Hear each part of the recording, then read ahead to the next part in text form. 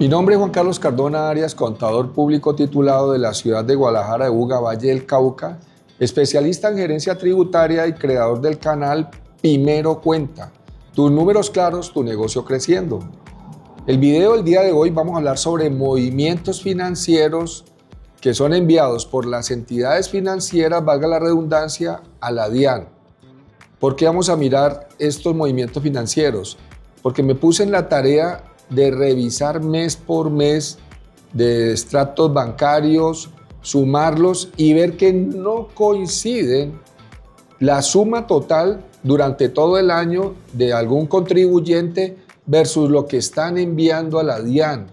Entonces creería que sabemos que muchos contadores también ven este video, pues que lo vean hasta el final, porque aquí de pronto vamos a dar luces y también la DIAN cómo está pretendiendo de que la suma total de las consignaciones que tiene una persona durante el año en su cuenta de ahorros o corriente, para ellos inicialmente tiene un porcentaje de ingreso. Entonces, por favor, veamos este video hasta el final, que vamos a hablar de los movimientos financieros según la información exógena.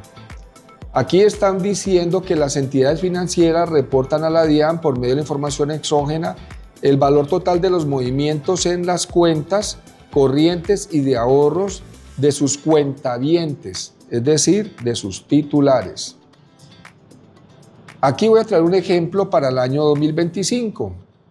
Es decir, esta persona tenía 3 cuentas.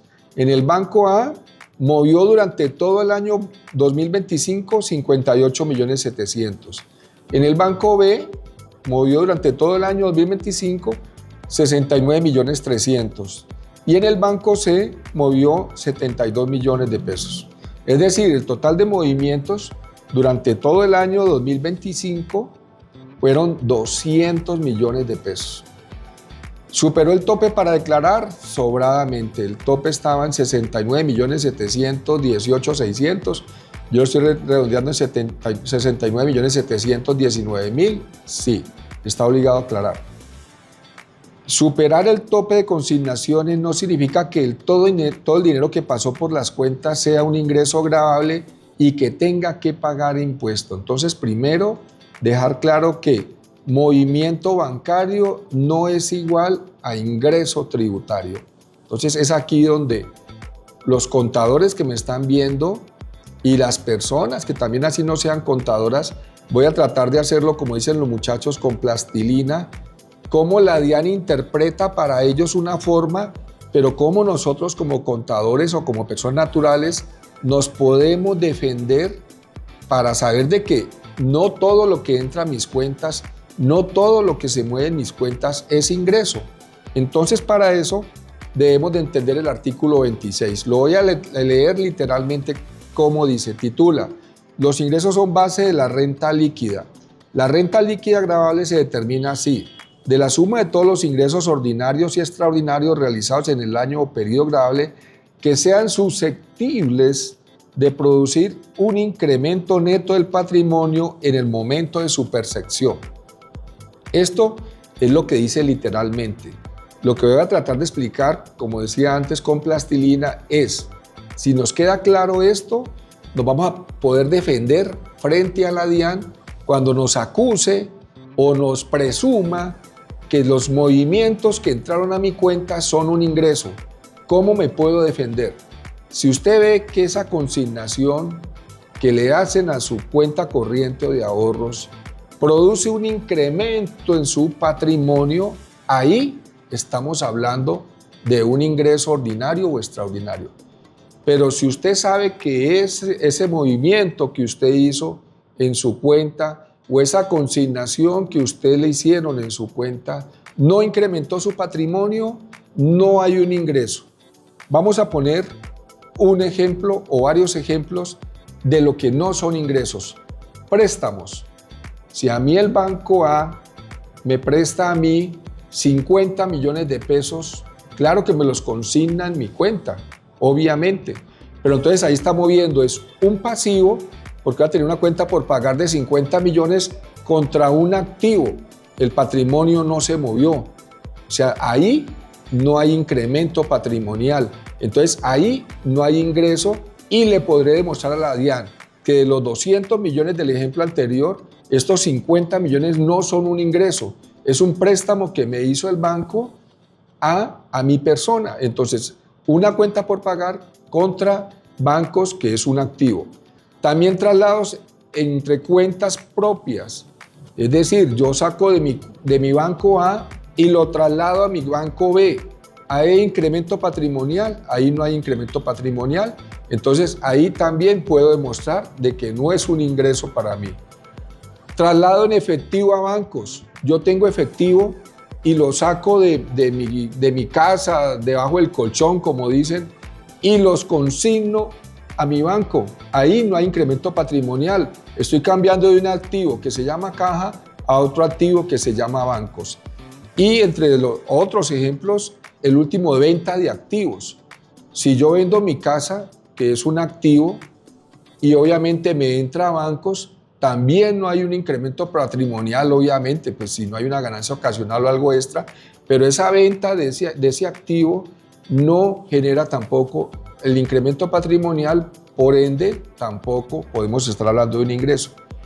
¿Por qué digo que es importante? Porque la DIAN siempre se basa en su artículo 755-3 del Estatuto Tributario, que me voy a permitir leerlo rápidamente. ¿Cómo titula? Renta presuntiva por consignaciones en cuentas bancarias y de ahorro. Cuando exista indicio grave, los valores consignados en cuentas bancarias o de ahorro que figuren a nombre de terceros pertenecen a ingresos originados en operaciones realizadas por el contribuyente, se presumirá legalmente que el monto de las consignaciones realizadas en dichas cuentas durante el periodo gravable ha originado una renta líquida gravable equivalente al 50% del valor total de las mismas, independiente de que figuren o no en la contabilidad o no corresponda a las registradas en ella.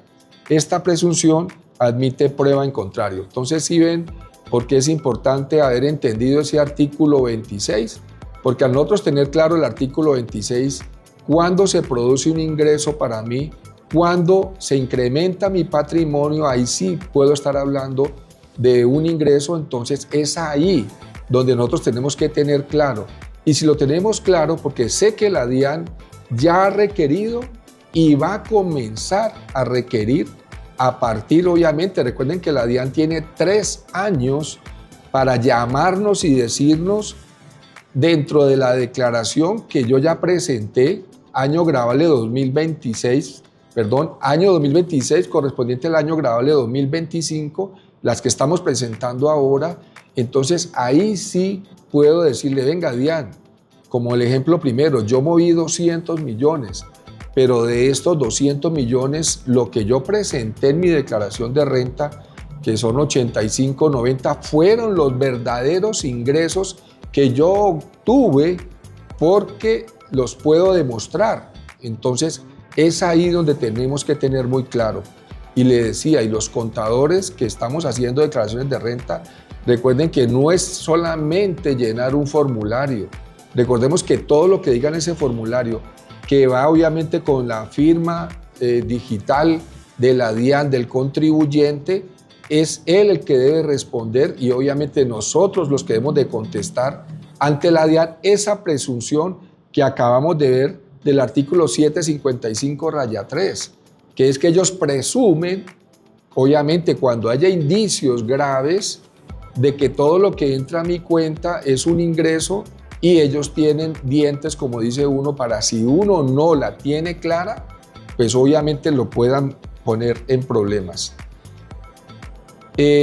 Ya terminamos con la cita bíblica que siempre traemos a colación y en el caso del día de hoy nos habla sobre esta cita bíblica que corresponde a Hechos 16, 14, 15.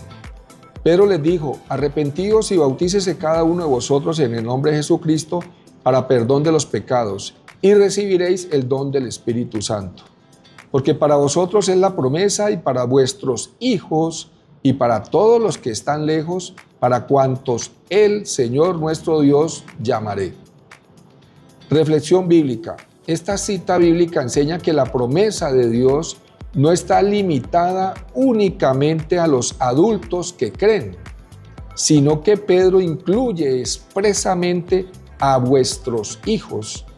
Argumento a favor del bautismo infantil, es decir, el bautismo de niños. Primero cuenta, tus números claros, tu negocio creciendo.